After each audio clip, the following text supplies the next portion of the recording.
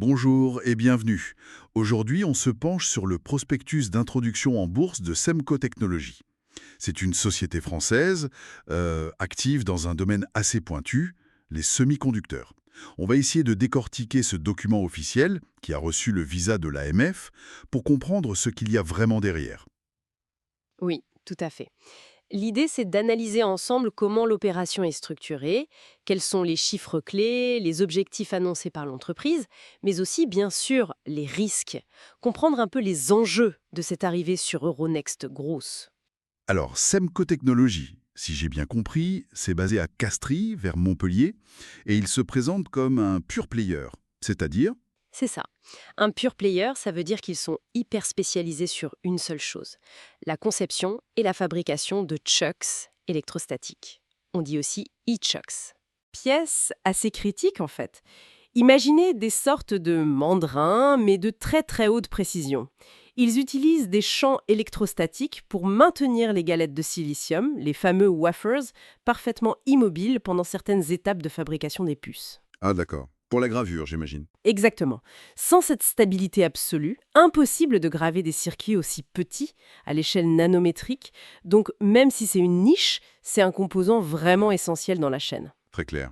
Bon, et cette introduction en bourse sur Euronext Group, comment elle s'organise concrètement? Alors, la structure est assez classique. Il y a une offre à prix ferme, l'OPF, pour les particuliers ici en France, et à côté, un placement global plutôt pour les institutionnels. Et le prix? Le prix est fixé, 15 euros par action. Au total, l'offre pourrait aller jusqu'à 3,5 millions d'actions. Mais attention, il faut regarder comment c'est réparti. Oui. Il y a une petite partie seulement, moins de 270 000 actions qui sont nouvelles, émises par Semco.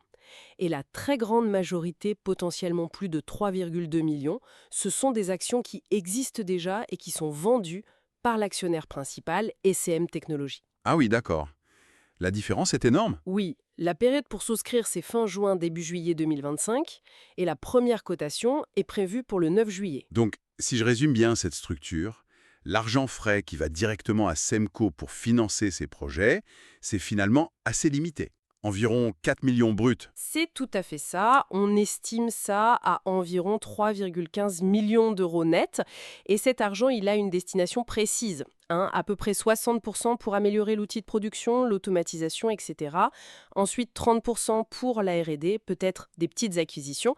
Et les 10% restants pour le développement commercial. Mais alors, le gros de l'opération, potentiellement jusqu'à 49 millions d'euros, ça ne va pas à l'entreprise. Non, ça va directement à l'actionnaire vendeur, Iseng Technologies.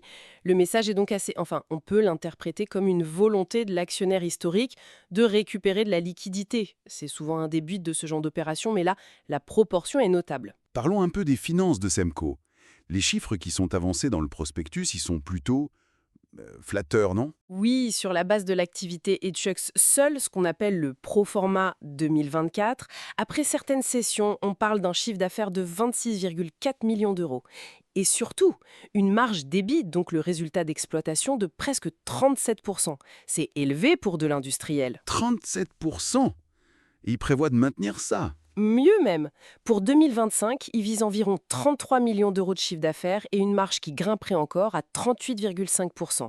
Et l'objectif pour 2028 est carrément de dépasser les 55 millions avec une marge d'EBIT supérieure à 40%. Des marches comme ça dans le secteur des semi-conducteurs, qui est quand même hyper concurrentiel. Comment ils expliquent ça? Qu'est-ce qui les protège? C'est une très bonne question. Bon, il y a le côté niche, la haute technicité des produits, ça crée des barrières à l'entrée, c'est certain. Mais le prospectus est honnête, il liste lui-même des risques considérés comme élevés. Ah oui. Lesquels, par exemple? D'abord, le risque lié au contexte général. La géopolitique, la macroéconomie, ça peut secouer tout le secteur des semi-conducteurs, on l'a vu. Et puis, un point très important, la dépendance aux gros clients. C'est-à-dire? 93% du chiffre d'affaires pro forma vient des 10 plus gros clients. 93%. Ah oui, quand même. Oui, c'est énorme. Ça veut dire que si un ou deux de ces gros clients réduisent leurs commandes, pour une raison ou une autre, l'impact sur Semco peut être direct et significatif. C'est un vrai point de vigilance. Oui, ça interpelle ce chiffre. Surtout dans une industrie qu'on sait cyclique. Il y a d'autres risques majeurs mentionnés? Oui, il y a aussi les risques plus classiques liés à la bourse elle-même. Est-ce que l'action sera liquide? Est-ce qu'elle sera volatile? Surtout sur Euronext Grosse, qui est un marché pour les PME. D'ailleurs, l'AMF le rappelle bien, leur visa sur le prospectus, ça ne veut pas dire que c'est un bon investissement, hein. Bien sûr. Et enfin, un point structurel, qui va contrôler l'entreprise après l'introduction en bourse? Justement, qu'en est-il de l'actionnariat? Eh bien, même après avoir vendu une partie de ses actions, l'actionnaire historique, ECM Technologies, va rester très largement majoritaire.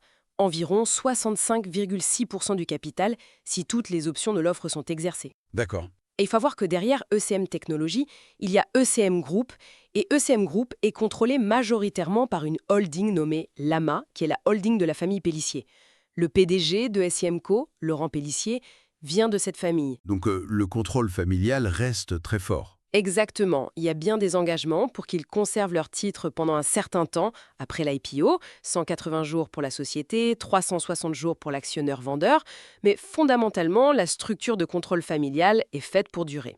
Ok, donc si on essaye de résumer, on a une entreprise technologique française, très pointue sur son créneau, avec de vraies ambitions de croissance dans un secteur clé, les semi-conducteurs, mais cette introduction en bourse sert avant tout à offrir une sortie partielle, à donner de la liquidité à son actionnaire historique. Les fonds levés pour l'entreprise elle-même sont plus modestes. C'est ça. Et on a de belles performances financières affichées, des marges élevées, mais aussi des risques bien identifiés, cette concentration client énorme, le contexte mondial incertain, et puis ce contrôle familial très ancré. Tout à fait. Et ça ouvre une question intéressante peut-être pour les investisseurs potentiels. Comment cette structure de contrôle familial, qui peut être vue comme un gage de stabilité, va-t-elle s'articuler avec le besoin d'agilité? L'industrie des semi-conducteurs, elle demande des réactions rapides, des investissements massifs parfois. Est-ce que cette structure permettra cette flexibilité? C'est une réflexion qui dépasse les chiffres bruts du prospectus, je pense.